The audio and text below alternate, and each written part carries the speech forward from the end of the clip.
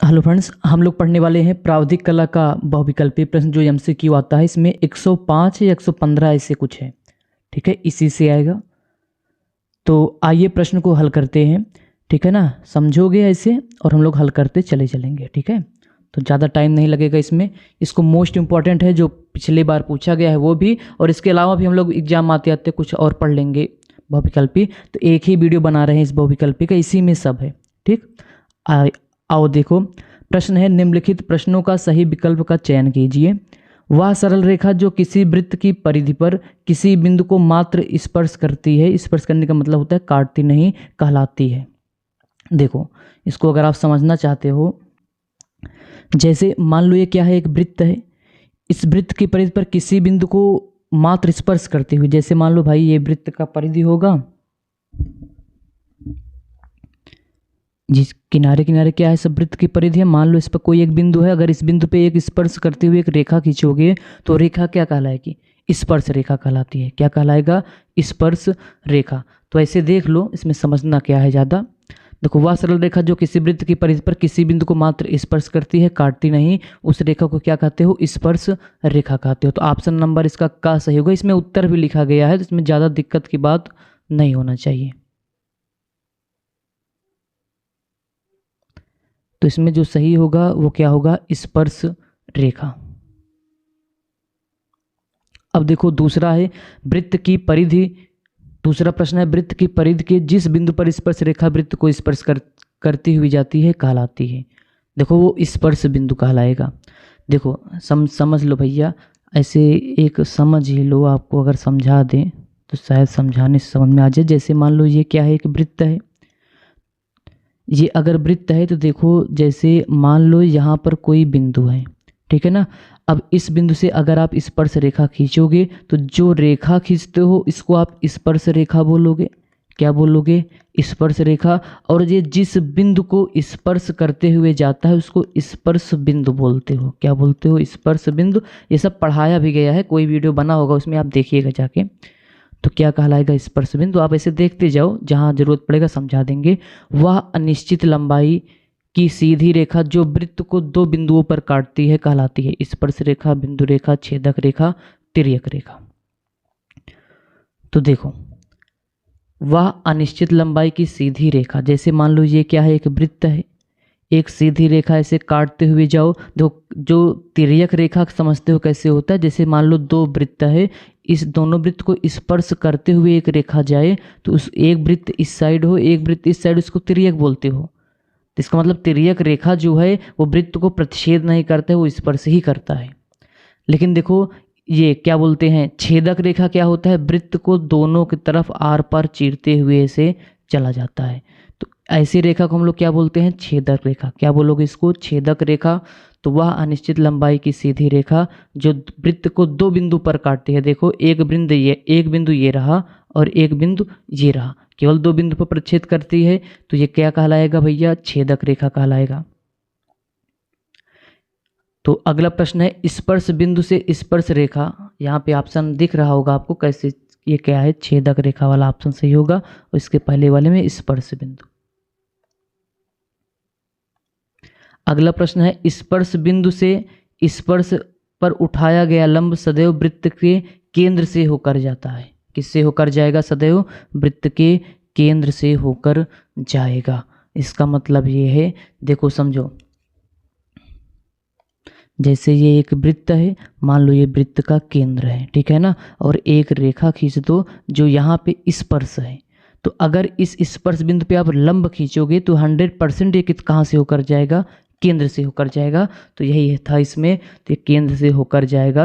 ये तो पूरा मैथ ही लग रहा है। चलो देखो आगे बढ़ो। किसी वृत्त के बाहर दिए हुए बिंदु से वृत्त की कितनी स्पर्श रेखाएं खींची जा सकती है? किसी वृत्त के बाहर दिए हुए बिंदु से, देखो आप ही बताओ। जैसे मान लो ये एक वृत्त है, ठीक है, और एक वृत्त के बाहर कोई दूसरा बिंदु है। जैसे मान लो ये दूसरा बिंदु यहाँ पर है, ये है वृत्त के बाहर है। अब इस बाहर से इस वृत्त पे कितनी स्पर्श रेखाएं खींच सकते हो? स्पर्श रेखा खींच के देखते हैं। तो मात्र और मात्र 2 स्पर्श रेखा खींच सकते हो, तीसरा नहीं खींच सकते हो। मगर बाहर बिंदु है, उस बिंदु से कितनी स्पर्श रेखा खींच सकते हो? 2 स्पर्श रेखा खींच सकते हो। तो प्रश्न क्या था? किसी वृत्त के बाहर दिए बिंदु से वृत्त की कितनी स्पर्श रेखाएं खींची जा सकती हैं? 1 2 3 4। तो ऑप्शन नंबर क्या होगा? 2 सही होगा। तो ऑप्शन नंबर कहाँ? 2 सही होगा। ठीक है, खा वाला।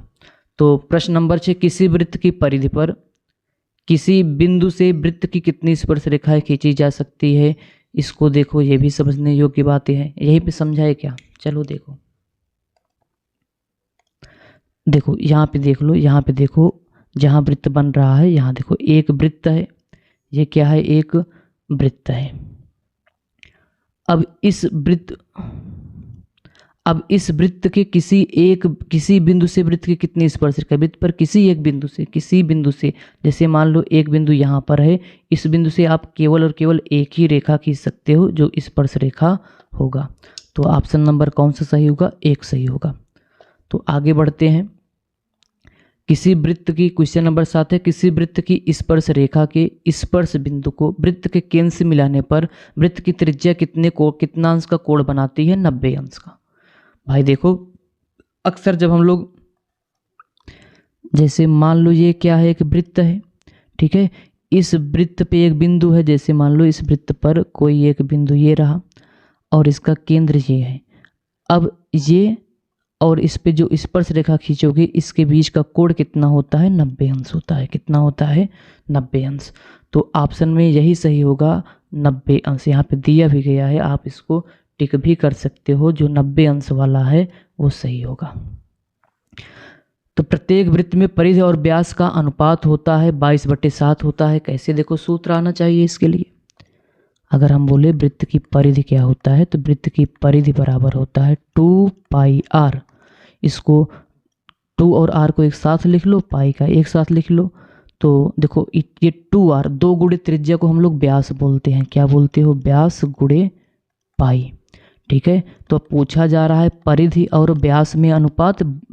व्यास को नीचे लेकर चले आओ तो हो जाएगा, अनुपात निकल कर चला आएगा। ये किसके बराबर आया है? केवल और केवल पाई के मान 22/7 होता है। तो जो परिधि और व्यास का अनुपात आता है, कितना आता है? 22/7। तो यहाँ पे ऑप्शन नंबर कौन सा सही होगा? 8 सही होगा, 22/7। तो चलो क्वेश्चन नंबर 9 की तरफ चलो। क्वेश्चन नंबर 9 क्या है भैया? केंद्र से समान दूरी पर चलने वाली किसी बिंदु पथ से घिरी हुई आकृति को वृत्त बोलते हो। केंद्र से समान दूरी पर, ऐसे समझो, जैसे मान लो ये क्या है? एक केंद्र है। अब इससे यहाँ से 5 सेंटीमीटर पे यहाँ पे ले लो, यहाँ पे चलना है, फिर यहीं पे 5 सेंटीमीटर। सब क्या करोगे? हर दूरी क्या होनी चाहिए? 5 सेंटीमीटर ही होनी चाहिए। तो इससे जो आकृति बनेगी, थोड़ा बहुत देख लेना, जो गलत बन रहा है उसको सुधार लेना। क्या होगा? वृत्त बनेगा। क्या बनेगा? केंद्र से समान दूरी पर चलने वाले किसी बिंदु से घिरी हुई आकृति को क्या बोलते हो? वृत्त बोलते हो। तो ऑप्शन नंबर घ है इसमें, तो घ सही होगा। तो उत्तर तो लिखा ही है, आप देख ही सकते हो। चलो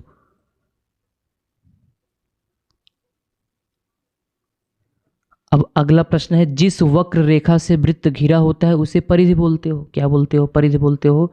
भाई उसी को तो परिधि बोलते हो।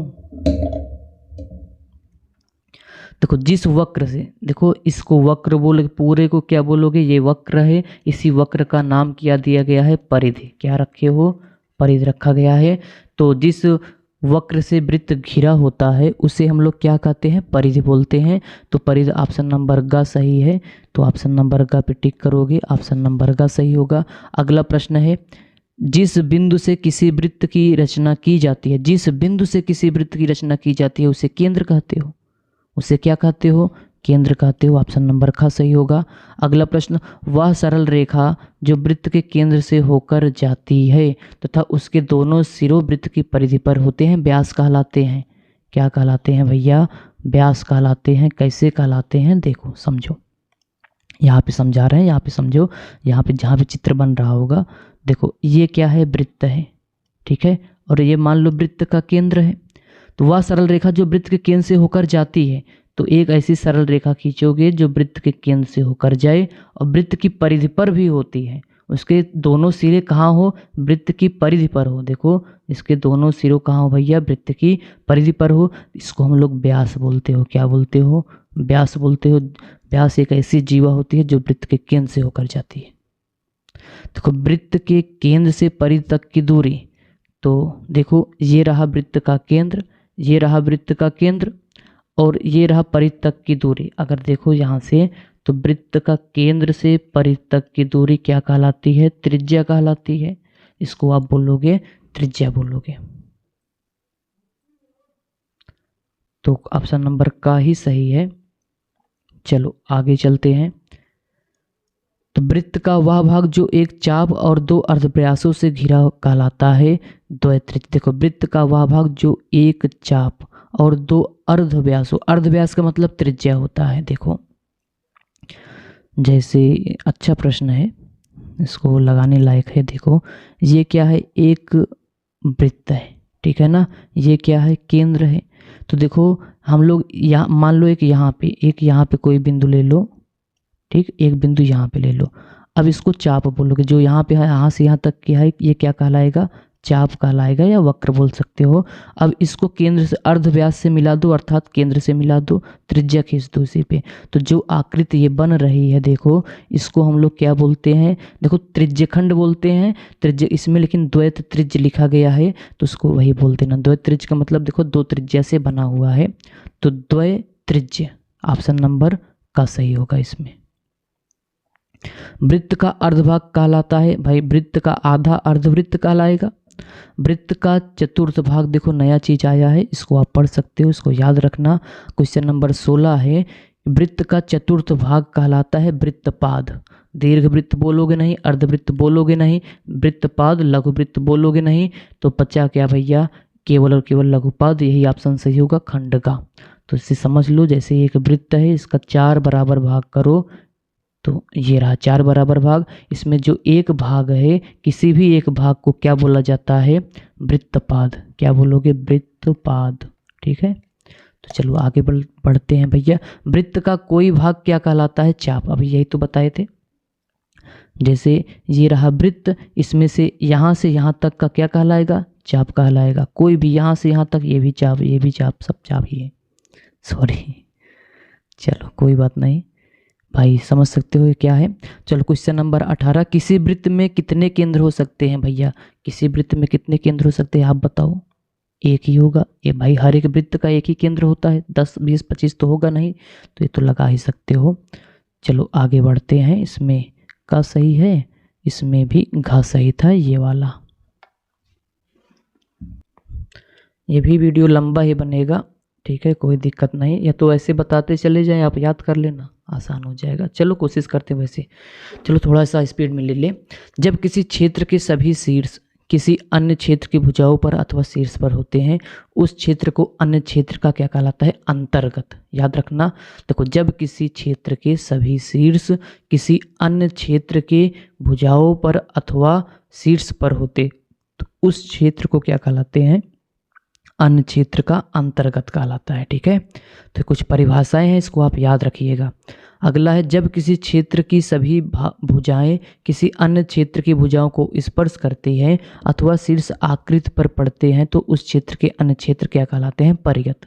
अब ऐसे आप देख लो, हम लोग इस पर एक अलग से अगर बोलोगे तो वीडियो बनाकर जरूर लेंगे ना। तो अरे अंतर्गत क्या बोलते हो, परिगत किसे कहते हैं। देखो किसी आकृति को बाह्य स्पर्श करता हुआ ऐसा वृत्त उस आकृति की दो भुजाओं को बढ़ाने पर उन्हें भी स्पर्श करता या उस आकृति या क्षेत्र का क्या कहलाता है, बहिकृत। देखो पढ़ लेना, उच्चारण सही कर लेना, तो क्या हो जाएगा वो, बहिकृत, ठीक है। इसको याद रखना। वैसे से प्रश्न पूछने आने की संभावना कम है, लेकिन भाई आना चाहिए सब। एक वृत्त के अंतर्गत केवल उसी चतुर्भुज की रचना की जा सकती है जिसके सम्मुख कोणों का योग कितना हो, 90 अंश हो। कितना हो भैया, 90 अंश। 90 अंश को ही समकोण बोलते हो, तो यहाँ पे याद रखना। तो ऑप्शन नंबर का सही है। क्या सही होगा, ऑप्शन नंबर का सही होगा, ठीक है। क्या क्या ग्लिच हो गया यार। तो समकोण होगा ऑप्शन नंबर का, अर्थात समकोण को ही 90 अंश बोलते हो, ठीक है। तो इसमें 90 अंश भी दे सकता है प्रश्न में। क्वेश्चन नंबर 23 है, जब कोई वृत्त किसी क्षेत्र के अंतर्गत खींचा जाता है तो वह क्षेत्र की प्रत्येक डाट डाट को स्पर्श करता है भुजाओं को। किसको स्पर्श करेगा? प्रत्येक भुजाओं को स्पर्श करेगा। तो इसमें ऑप्शन नंबर है कहीं पे खा है, इसी को स्पर्श करेगा। चलो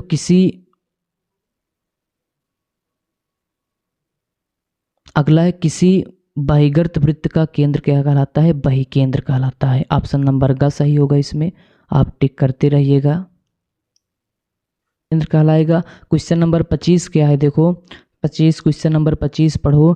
किसी भी क्षेत्र की सीमाओं द्वारा जो स्थान घेरा जाता है उसे कहते हैं क्षेत्रफल। क्या बोलोगे इसको? क्षेत्रफल बोलोगे। क्या बोला जाएगा? मतलब कोई भी कितना स्थान उसकी, देखो जैसे अगर ऐसे समझ लो, जैसे एक वृत्त है तो देखो परिसीमा मतलब ये इसकी जो भुजाएं हैं, ये जितना स्थान घेर रहा है उसको आप क्या बोलते हो? क्षेत्रफल बोलते हो। त्रिभुज का क्षेत्रफल ज्ञात करने का सूत्र 1/2 आधार गुणे ऊंचाई होता है। तो 1/2 मतलब देखो 1/2 यहाँ पे नीचे भी चला आया है, ऑप्शन नंबर का सही है भाई। 1/2 गुणे आधार गुणे ऊंचाई, तो 2 नीचे भी तो लिख सकते हो। चलो, वर्ग का क्षेत्रफल ज्ञात करने का सूत्र होता है भुजा का स्क्वायर होता है, मतलब भुजा गुणे भुजा। वर्ग का क्षेत्रफल ज्ञात करने का क्या सूत्र होता है? भुजा का स्क्वायर, अर्थात भुजा का स्क्वायर मतलब भुजा गुणे भुजा ही कह सकते हो इससे आप। चलो अगले प्रश्न पे हम लोग चलते हैं। आयत का क्षेत्रफल ज्ञात करने का सूत्र होता है लंबाई गुणे चौड़ाई। आराम से पता होगा भाई, मैथ भी लिए होगे तो ये सब तो मैथ में ही मिल जाएगा आपको, लंबाई गुणे चौड़ाई। चलो आगे बढ़ते हैं। वृत्त का क्षेत्रफल ज्ञात करने का सूत्र होता है pi r square. Pi r square मतलब पाई गुणे त्रिज्या, आर मतलब त्रिज्या होता है, तो ये वाला ऑप्शन सही होगा। तो ऑप्शन नंबर घ सही है। ऑप्शन नंबर क्या सही है? घ। ठीक। चलो, समकोण त्रिभुज में कर्ण का वर्ग दो भुजाओं के वर्गों के क्या होता है? योग के बराबर होता है। वर्गों के योग के बराबर होता है। तो भैया ऑप्शन नंबर कौन सा सही होगा? ख। ये रहा ख। सबका उत्तर लिखा गया है, कोई दिक्कत नहीं होना चाहिए। त्रिभुज की कोई माध्यिका उसके दो भागों में विभाजित करती है और वे भाग क्षेत्रफल में डाट डाट होते हैं, बराबर होते हैं। क्या होते हैं? क्षेत्रफल में बराबर होते हैं। तो इसमें जो ऑप्शन सही होगा वो आपका होगा बराबर। चतुर्भुज की भुजाओं के मध्य बिंदुओं को मिलाने से किस प्रकार का चतुर्भुज बनता है? समांतर चतुर्भुज बनता है। समांतर चतुर्भुज पे टिक करोगे। आलेखन, देखो इसमें आलेखन का भी आया है भाई, पढ़ लो, आया है, आ सकता है। तो क्या कहलाएगा? देखो, आलेखन एक प्रकार का अलंकार है जो किसी वस्तु में समावेश करता है डाट डाट सौंदर्य। भाई सरलता, सौंदर्य, व्यवस्था का इनमें से कोई नहीं, सौंदर्य ही आलेखन में होगा। वह आलेखन जिसमें ज्यामितीय आकारों का प्रयोग किया जाता है कहलाता है व्यवस्थित आलेखन, जटिल आलेखन, सरल आलेखन, ज्यामितीय आलेखन। ज्यामितीय आलेखन कहलाता है। इसको भी आपको एक प्रश्न मिल सकता है एग्जाम में। क्वेश्चन नंबर 35 क्या है? ऐसी ज्यामितीय आलेखन जो किसी वस्तु के समस्त धरातल को सजाने के लिए बनाए जाते हैं कहलाते हैं। ये क्या लिखा गया है? स्वर पढ़ो भैया इसको। सवार्ग क्या बोलोगे आप? इसको कमेंट करके बताना क्या बोला जाएगा, ठीक है? अपना उच्चारण करना। केंद्रीय आलेखन, कोने का आलेखन, किनारे का आलेखन। ऐसी ज्यामितीय आलेखन जो किसी वस्तु के समस्त धरातल को सजाने का, तो स्वर्ग आलेखन, स्वर्ग बोल रहे हैं आप, पढ़ लेना उच्चारण क्या होगा, हिंदी कम आती है, ठीक है, समझ लेना अपना। चलो अगला प्रश्न। ज्यामितीय आलेखन की रचना का आधार है। ज्यामितीय आलेखन की रचना का आधार है रंग, रेखाएं, साचे, इनमें से कोई नहीं तो रेखाएं। ज्यामितीय आलेखन में रेखाएं महत्वपूर्ण होती हैं, ठीक है, क्योंकि भैया उसको गोला प्रकार से ही, पटरी से ही बनाते हो। ज्यामितीय आलेखन को गहरा करने के लिए किस पेंसिल का प्रयोग करना चाहिए? 2B से। इसको हम लोग एक वीडियो अलग से बनाए थे, कौन सा गाढ़ा होता है, इसमें याद रखना आप। ज्यामितीय आलेखन का निर्माण होता है ज्यामितीय तत्वों से, वर्ग से, वृत्त से, आयत से। तो ज्यामितीय तत्वों से होता है, ठीक है। तो सबका ऑप्शन लिखा भी गया, वैसे इसे पढ़ देना चाहिए, आपका काम है याद करो, ठीक है। ज्यामितीय आलेखन में प्रयोग होते हैं, भाई ये तो याद ही करोगे, ठीक है, इसमें क्या समझाना है। ज्यामितीय आलेखन में प्रयोग होते हैं प्राकृतिक रंग, द्वितीयक रंग, श्वेत श्याम रंग, इनमें से कोई नहीं तो श्वेत श्याम रंग, ठीक है। श्वेत श्याम रंग इसमें उपयोग किया जाता है। श्वेत श्याम रंग का मतलब भाई वाइट होता है, ब्लैक होता है, ठीक है, इसी का उपयोग करते हो और किसी का नहीं, ठीक। अल्पना का जन्म हुआ, ये कहाँ से आ गया भैया? ये अल्पना भाई इसमें गलती से आ गया है, फिर पढ़ लो, बंगाल में है, हमें भी नहीं पता है कहाँ होता हुआ था। ऑप्शन है तो भैया टिक कर लेना। अब तो हम लोग टिक लगा देते हैं। इसमें अल्पना अल्पना कहाँ से आ गए। चलो, साधारण मपनी पर कितने प्रकार की माप दिखाई जा सकती है? मात्र 2 प्रकार की। साधारण मपनी में मात्र 2 प्रकार की, विकर्ण मपनी में 3 प्रकार की। ठीक है। तो निरूपक भिन्न में अंश होता है डॉट डॉट छोटा, सॉरी, निरूपक भिन्न में अंश छोटा होगा, हर क्या होगा, सदैव बड़ा होगा। बनाए है वीडियो, आप से देख के बता सकते हो। निरूपक भिन्न का अंश सदैव क्या रखा जाता है? 1 रखा जाता है। सदैव अंश को कोशिश करोगे कितना हो जाए, 1 रखोगे। ठीक है, पढ़ते चलो इसको। टोटल बहुत सारे यार, 1 घंटा का वीडियो बनेगा। चलो भाई जल्दी जल्दी बताते हैं। ठीक है, अब हम लोग समझाएंगे नहीं, जल्दी जल्दी। ये सब देखो, ये सब बताया गया है, इसका एक अलग से वीडियो बनाएंगे। ठीक है, अभी आप उत्तर ऐसे देखते चलो, इसको हम लोग हल कराएंगे। नहीं समझ पा रहे हो, अब इसके टेंशन वाले क्वेश्चन नंबर 46 से हम लोग इसका एक अलग से वीडियो बनाएंगे। अभी केवल आप उत्तर देखो, हम इसको अलग से बना के आपको देंगे। ठीक है, बढ़िया प्रश्न है। चलो, विकर्ण अपने द्वारा निम्नलिखित में से कितनी नापे अंकित कर सकते हैं? Kilometre, hectometre, decametre, metre, centimetre. केवल ये वाला ऑप्शन नंबर का ना 3 माप को, विकर्ण अपने 3 माप को बताता है। तो देखो ये सब सवाल हैं। ठीक है, अभी हल करेंगे तो भाई ये पता नहीं कि कितने घंटा का बन जाएगा। तो ये सब हम लोग अलग से ना, घबराओ मत, जो ये क्वेश्चन सवाल वाले प्रश्न है इसको हम अलग से एक वीडियो 4-5 मिनट 10 मिनट जो भी होगा बना देंगे। अभी इसमें देख लो, ऐसे 4 वर्ग सेंटीमीटर 64 वर्ग मीटर ये बनाया गया है, इसको आप देख सकते हो, इसको हम लोग बनाए हैं। ठीक है, हल करना जाके खोजोगे मिलेगा, विकर्ण अपने में मिल जाएगा। 4 वर्ग सेंटीमीटर 64 वर्ग मीटर को प्रदर्शित करता है, इसका निरूपक भिन्न कितना होगा? 1/100 होगा। कैसे होगा बता देंगे। ठीक है, तो ऐसे सेम है, इसमें ऑप्शन तो दिख रहा होगा। जब बताना नहीं है तो क्या बताएं उसको, आप देखना, हम लोग इसको बताएंगे। निरूपक भिन्न की इकाई होती है, देखो निरूपक भिन्न का मतलब ऐसे समझो, निरूपक भिन्न होता है, अनुपात होता है, और कोई अनुपात की मात्रक, इकाई का मतलब यहाँ मात्रक पूछा जाता है कि जैसे लंबाई का मात्रक मीटर होता है ना, तो निरूपक भिन्न का कोई मात्रक नहीं होता, क्योंकि हम लोग चेंज करते हैं तो मात्रक से मात्रक कट जाता है। अनुपात का कोई मात्रक नहीं होता है तो कोई नहीं होगा। ठीक है, तो सम परिमाण मापनी, समपरिमाप मतलब साधारण मापनी होना चाहिए। देखो, सम परिमाण मापनी बनाने में प्रयुक्त तीनों रेखाओं का कोण क्या होता है? 30, 60 और 90। इसको याद रखना। चलो, 5 सेंटीमीटर 3 मीटर प्रदर्शित करता है, विकर्ण मापनी निरूपक भिन्न क्या होगा? देखो ऐसे, देखो निरूपक भिन्न होता है, देखो क्वेश्चन नंबर 51 है, 5 सेंटीमीटर 3 मीटर प्रदर्शित करने वाले विकर्ण मापनी का निरूपक भिन्न, या छोटा सा इसको बता सकते हैं। देखो निरूपक भिन्न का जो निरूपक भिन्न को आर बोलते हो। ठीक है, निरूपक भिन्न का सूत्र होता है मानचित्र की दूरी। अब क्या होता है? मानचित्र की दूरी बटे वास्तविक दूरी। वास्तविक क्या है बताएंगे भी। ठीक है, समझो, मानचित्र दूरी का मतलब जो छोटा होता है ना, जो जैसे हम लोग जिसमें पैमाना बनाओगे कागज में तो उसमें बहुत छोटा बनाओगे। अब 5 मीटर का वो होगा नहीं, तो ऐसे समझ लो जो छोटा है अर्थात 5 सेंटीमीटर, इसको आप ऊपर रखोगे, और जो वास्तव में है कितना, 5 सेंटीमीटर प्रदर्शित कितना कर रहा है? 3 मीटर। 3 मीटर तो वास्तविक हो गया, 3 रखोगे। ये मीटर है, सबको सेंटीमीटर में बनाओ। 5 सेंटीमीटर तो है ही, 3 मीटर को सेंटीमीटर में बनाने के लिए आप क्या करोगे? 100 से गुणा करोगे। ठीक, तो 5 बिसाम में 100, 20 तिहाई 60, 1/60 कितना हो जाएगा? 1/60। तो ऑप्शन में भी आ रहा है 1/60। हल कर देंगे, ऐसे देख लो आप। सेम ऐसे है, 1 मीटर 2.5 सेंटीमीटर प्रदर्शित करने वाला विकर्ण मापनी का निरूपक भिन्न क्या होगा? 1 मीटर कितना प्रदर्शित करेगा? 2.5 सेंटीमीटर। ठीक है ना, तो ऐसे सेम ऐसे निरूपक भिन्न इसको भी निकाल लोगे। 1 मीटर में कितने सेंटीमीटर होते हैं? 100 होते हैं, तो पता है। इसको हम लोग निकालना भी बताया ना, हेक्टोमीटर। देखो बताए थे, वो वीडियो मात्र 20-30 व्यूज आया है, कोई नहीं देखे उसको, हल्के में लिए हो 3-4 नंबर वो दे सकता है, जाके वहाँ पे आप देख लेना। तो वृत्त का आकार कैसा होता है इसको बताना जरूरी है क्या भैया? कैसा होता है, ऐसा होता है, नहीं बता सकते हो? चलो, समकोण कितने अंश का होता है? 90 अंश। ये सब 2023 में पूछा भी गया है। रेखा किसे कहते हैं? 2 बिंदुओं के बीच की दूरी को ना, तो देख लेना अपना, इसमें उत्तर दिया गया, डायरेक्ट देख के बता दे रहे हैं। वर्ग किसे कहते हैं? जिसकी चारों भुजाएं क्या होती हैं? बराबर होती हैं, उसी को क्या बोलते हो? वर्ग बोलते हो। तो जिसकी चारों भुजाएं बराबर होते हैं उसको वर्ग बोलोगे। निम्न में से कौन सा आकार त्रिभुजाकार है? तो भैया यही तो है त्रिभुज के आकार का। 180 अंश के कोण को क्या कहते हो? सरल कोण बोलते हो। क्या सरल कोण बोलोगे? देख लेना, लैंग्वेज थोड़ा इधर उधर भाग रहा है, काफ़ी देर से बोल रहे हैं इसलिए।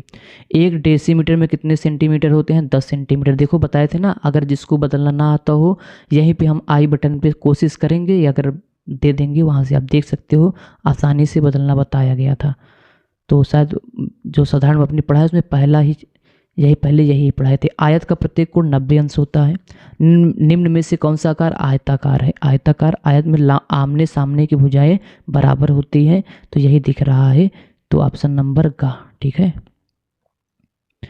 चलो आगे बढ़ते हैं, भी बहुत प्रश्न है बच्चा। निम्न में से कौन सा युग्म पूरक कोण होता है? पूरक कोण का ऐसे समझ लो, जिन दो कोणों का योग 90 अंश होता है, जिन दो कोणों का योग 90 अंश होता है, जैसे 90 अंश, तो भाई 60-20 करोगे 80 आएगा, 60-30-90 यही हो जाएगा ऑप्शन सही। 60-60 120 ये तो गलत हो जाएगा, 40-30 70।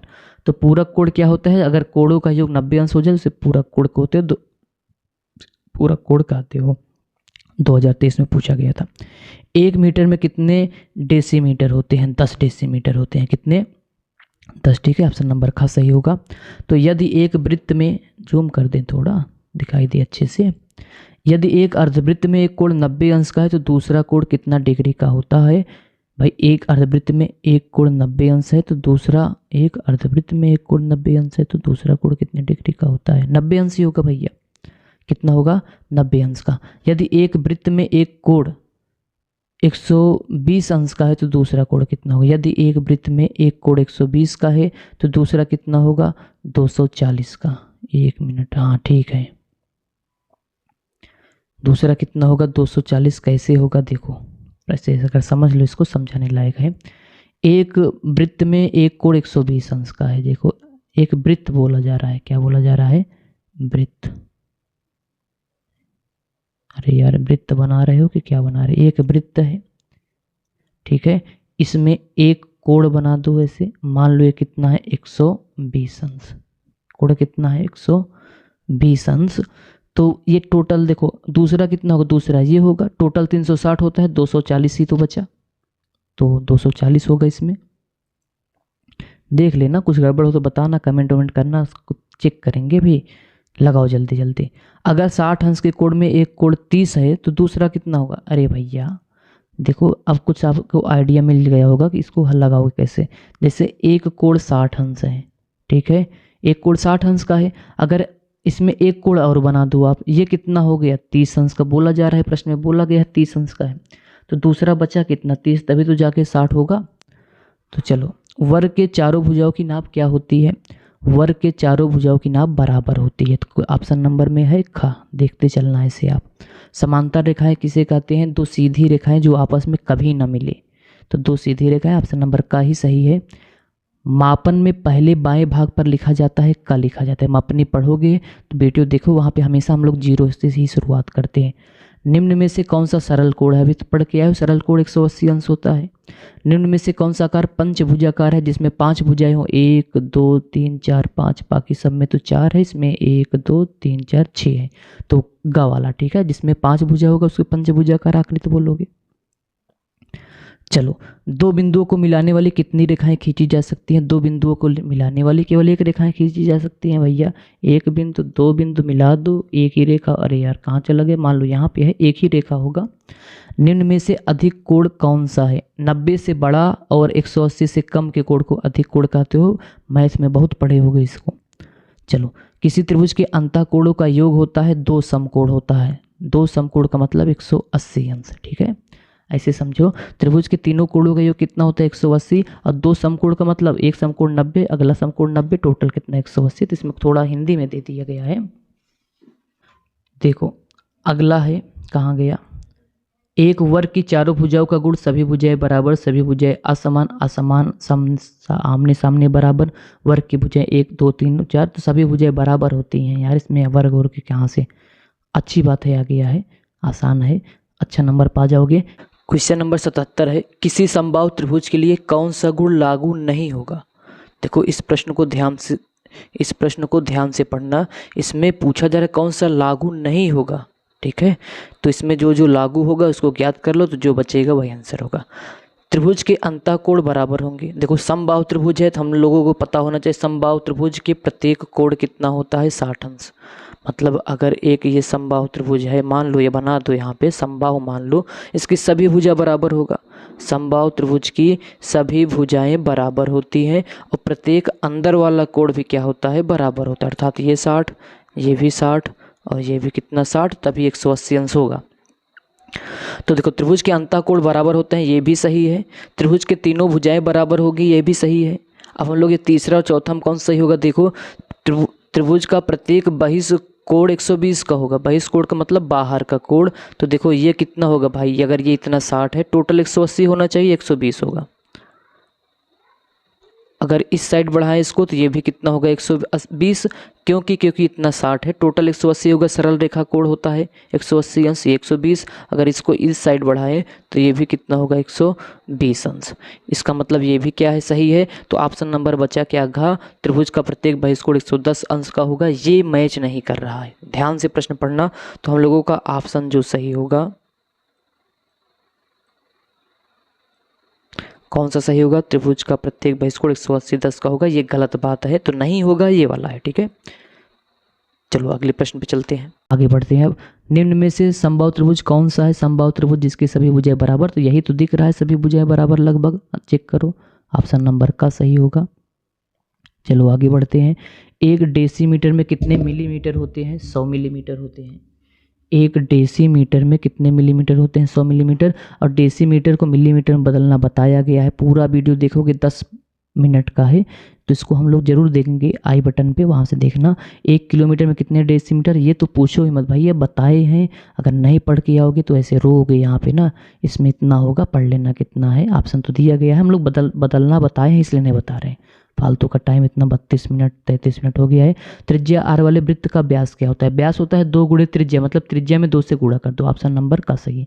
1 किलोमीटर में कितने हेक्टोमीटर होते हैं, 10 होते हैं। कहाँ से आया, कैसे आया, वीडियो देखो पता चलेगा। एक डेक, देखो इतने सारे प्रश्न दिए गए हैं, उस सोचो उससे डेकामीटर जो आप इसको इग्नोर किए हो, इसीलिए हम नहीं बता रहे हैं, जाके वहाँ देखो। और उसको कोई देखा भी नहीं है इसलिए नहीं बताएंगे, जाओ देखो वहाँ से, आई बटन पे या इसमें क्या बोलते हो यार, प्लेलिस्ट लिस्ट दे देंगे अपना, जो होता होगा वहाँ से देखना। ठीक है ना भाई, क्यों हम बनाए हैं, नहीं इसने बहुत टाइम लगेगा ना यार, हम थक चुके हैं इसको भाई। 100 क्वेश्चन बताओ, आधा घंटा बकवास करो। चलो, निम्न में कौन सा बृहद कोण नहीं है, 180 अंश। ठीक है, बृहद कोण क्या, 180। बृहद कोण का मतलब होता है ना 180 अंश से ज़्यादा हो, उसे बृहद कोण बोलते हो। तो 180 वाला तो 180 से ज़्यादा नहीं, तो बराबर ही है, तो वही हो जाएगा। किसी वृत्त का केंद्र सबसे बड़ी जीवा ना व्यास को बांटता है। किसी वृत्त का केंद्र उसको बराबर 1:2 नहीं 2, देखो इसमें दिया है 1:2 के अनुपात में 2:1 3 अनुपात में 2 असमान। देखो एक वृत्त का केंद्र सबसे बड़ी जीवा अर्थात व्यास को 2 समान भागों में बांटता है। बताएं क्या, कैसे, देखो देख लो थोड़ा, ये रहा सबसे बड़ी जीवा को व्यास बोलते हो। जो केंद्र है देखो, इतना दूरी और इतना दूरी बराबर ही होगा। ठीक है, तो समान भागों में बांटेगा। वृत्त के बाहर किसी बिंदु से खींची गई स्पर्श रेखा स्पर्श बिंदु पर वृत्त की त्रिज्या के साथ कितना कोण बनाता है, 90 अंश का कोण बनाता है। ठीक है, किसी त्रिभुज के बहिष्कोण का योग होता है, किसी त्रिभुज के बहिष्कोण का योग होता है। देखो अभी हम लोग एक त्रिभुज, देखो समबाहु त्रिभुज का भी उदाहरण ले लो, 360 होगा जहाँ तक है। देखो यहाँ पे आप 120 बोले थे, यहाँ पे आप 120 बोले थे, यहाँ पे 120 बोले थे। 3 बहिष्कोण होगा, 1 2 3, 12 का 12, 12 24, 12 3 36, 360। 360 का मतलब देखो यहाँ पे 360 तो लिखा नहीं गया, इसमें 4 समकोण, 4 समकोण का मतलब 190 290 390 490, योग करोगे 360 ही आएगा। तो 4 समकोण दिया गया, 4 समकोण कर देना। अगला प्रश्न है, 7 सेंटीमीटर त्रिज्या के किसी वृत्त का क्षेत्रफल वर्ग सेंटीमीटर में होगा। वृत्त देखो त्रिज्या दिया गया है, तो सूत्र याद होना चाहिए। अगर मान के चलते हैं आपको सूत्र आता है तो लगाया जाए। चलो, वृत्त का क्षेत्रफल का सूत्र होता है पाई आर स्क्वायर। ठीक है, पाई ऐसे लिख दो। और त्रिज्या 7 दिया गया है, स्क्वायर है तो 2 बार करोगे, तो 7 × 7 × पाई। ऑप्शन में है देखो, ये रहा खंडखा बोल रहे हैं, तो जो भी हो ऑप्शन नंबर खा सही होगा। चलो आगे बढ़ते हैं। यदि किसी वर्ग की भुजा की लंबाई इतना है तो विकर्ण होगा √2x। देखो ऐसे समझो, वर्ग का अगर सूत्र बता दें याद कर लेना। सूत्र होता है वर्ग का विकर्ण बोलोगे तो सिद्ध करा देंगे कैसे होता है, ठीक है। हम लोग मैथ के ही टीचर हैं, बस प्राविधिक कल पढ़ा रहे हैं, पता नहीं कहाँ से झमेला ले लिए हैं, कोई दिक्कत नहीं। वर्ग का विकर्ण क्या होता है, √2 गुणे भुजा होता है, ठीक है। तो भुजा यहाँ पे यक्ष दिया गया है, रख दोगे तो √2 यक्ष आ जाएगा, तो ऑप्शन नंबर का ही है। चलो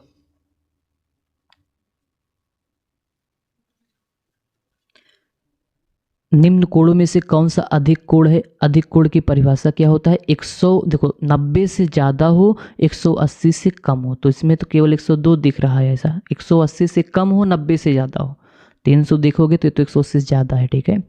1 मिलीमीटर 1 मीटर का कौन सा भाग होता है, 1000वां भाग होता है।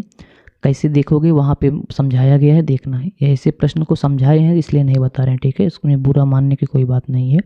किसी चतुर्भुज में सभी आंतरिक कोणों का योग कितना होता है, 360 अंश। 360 चतुर्भुज के चारों कोणों का योग कितना होता है, चतुर्भुज में 4 ही कोण होते हैं, इनका योग कितना होता है, 360 अंश, ठीक। तो अगर ये 360 अंश होता है तो 360 का मतलब यहाँ तो ऑप्शन ही नहीं दिया गया। देखो इसमें 3 समकोण का मतलब 90 90 90, 3 बार करोगे तो 360 जिसमें आएगा 4 बार ही आएगा, तो यही सही है क्वेश्चन नंबर का, ऑप्शन नंबर का जो भी हो। चलो इसमें पहचानना है, एक ही आधार और समान ऊंचाई पर बने त्रिभुज के आयत के क्षेत्रफल में सही अनुपात कितना होगा, 1:2। 1:2 का। निम्न आकृति में कौन सा समचतुर्भुज नहीं है। देखो समचतुर्भुज का होता, देखो कौन है नहीं पूछा, कौन नहीं है। समचतुर्भुज में सभी भुजाएं बराबर होती हैं, देखो इसमें सभी भुजाएं बराबर हैं, खंड गा वाले में भी सभी भुजाएं बराबर हैं, घा वाले में भी सी दिया गया है, लेकिन इसमें देखो आमने सामने की भुजा बराबर है, इसका मतलब ये सही होगा ख वाला। आकृति में कौन सी रेखा अक्ष का लंब समद्विभाजक है। लंब समद्विभाजक, देखो लंब समद्विभाजक का मतलब कोण 90 अंश हो और समान अनुपात मतलब बराबर समद्विभाजित करे, मतलब समान 2 भागों में बांटे। ये तो 1 और 3 में बांट रहा है, ये 2 1 में बांट रहा है, ये 1 और 1 में बांट रहा है, ये 3 और 1 में, तो यही वाला सही होगा, क्योंकि ये लंब समद्विभाजित मतलब लंब मतलब 90 और समद्विभाजित मतलब समान 2 भाग, अर्थात 1:1 दोनों समान होगा, भाग दोगे 1 ही आएगा। निम्न में से कौन सा आकार या गति वृत्ताकार नहीं है, गतिमान विद्युत पंखा, काला नेत्र, गोलक, साइकिल का पहिया, नल से गिरता हुआ पानी। भैया सब तो वृत्ताकार है, गतिमान पंखा भी वृत्ताकार है, साइकिल का पहिया भी वृत्ताकार है, काला नेत्र या गोलक जो हम लोगों की आँख की बात कर रहे हैं वो भी लगभग गोल के आकार का है या वृत्त के आकार का है। काला नेत्र गोलक मतलब समझते हो, जो हमारे जो आँख में दिख रहा है उसकी बात कर रहा है, ठीक है। नल से गिरता हुआ पानी यही तो नहीं है वृत्ताकार, बाकी तो ठीक है।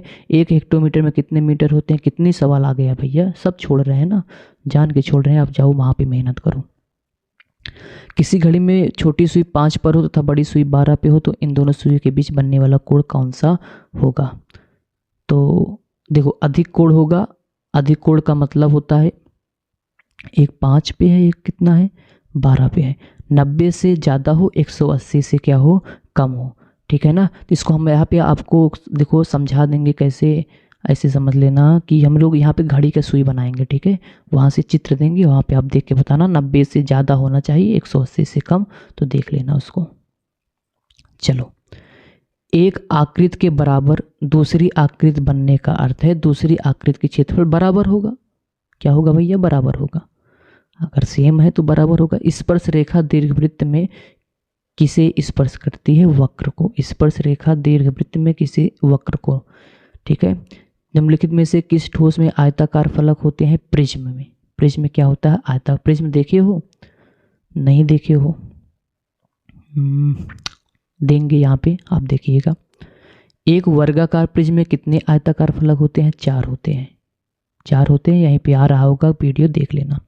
संपूरक कोण होता है, संपूरक का मतलब 180 अंश, सही है 180 होता है, हाँ ठीक। संपूरक कोटिपूरक मतलब 90, ठीक ठीक ठीक भैया। संपूरक चेक करिएगा आप, इसे थोड़ा कन्फ्यूजन है, वैसे 180 होना चाहिए। एक समचतुर्भुज में कितने भुजाएं होती हैं, 4 होती हैं, चतुर्भुज मतलब 4 हो जाएगा। घन का प्रत्येक फलक किसका आकार का होता है, घन है तो वर्गाकार, वर्गाकार बोलोगे उसको। एक घन में कितने फलक होते हैं, 6, कितने होंगे 6। दो वृत्तों के क्षेत्रफल के अंतर के बराबर एक वृत्त बनाने के लिए कौन सा त्रिभुज उपयोग किया जाता है? समकोण। एक आयताकार कमरे में कितने ऊर्ध्वाधर फलक होते हैं? 4। यदि बेलन का एक सिरा वृत्ताकार है तो दूसरा भी वृत्ताकार होगा। और है कि बस खत्म होने वाला है। चलो भैया, एक घन में कितने कोर होते हैं? 12 होते हैं। भुजा गिन लेना ऐसे किनारे किनारे वाला, ठीक है। निम्नलिखित में से किस ठोस में त्रिभुजाकार फलक होते हैं? पिरामिड में। पिरामिड। प्रिज्म में त्रिभुजा भी होता है, आयताकार, इसमें केवल त्रिभुजाकार बोला जा रहा है पिरामिड। एक त्रिभुज का क्षेत्रफल उसके आकार और ऊंचाई के गुणनफल के कितने भाग होता है? आधा भाग होता है। किसी भी सममित दृश्य में एक साथ कितने विमाएं होती हैं? 3। सममित चित्र बनाने से पूर्व कौन सी रेखा पहले खींची जाती है? आधार रेखा। तो भैया हम तो थक गए भैया इसको बताते बताते। तो चलो जैसा भी हो, हम लोग ये इसमें से जो मोस्ट इम्पॉर्टेंट होगा उसका भी बहुविकल्पी लेकर आएंगे, ठीक है। तो अभी नहीं, अभी के लिए आप इसको आप रटो, पढ़ो, समझो, जो मन कहे वो करो। दे दिए है इतना बहुविकल्पी, इससे बाहर नहीं आएगा तो एक आध दो प्रश्न इधर उधर हो सकता है भाई, कोई पेपर तो हम बनाने वाले नहीं हैं। तो ठीक है, तो उम्मीद है ये आपको पसंद आया होगा। अगर पसंद आया हो तो वीडियो को लाइक, चैनल को सब्सक्राइब जरूर करिएगा। इसका हाँ एक ज़रूरी सूचना है, PDF मिल जाएगा आपको इसका ना, तो PDF मिलेगा, आप व्हाट्सअप करिएगा, या कोई नया सूचना होगा तो हम बता देंगे। PDF मिलेगा, फ्री मिलेगा, टेंशन ना लो। किसी को पहले मिलेगा, किसी को लेट मिलेगा ज़रूर। धन्यवाद धन्यवाद धन्यवाद भैया, जाओ बाय बाय।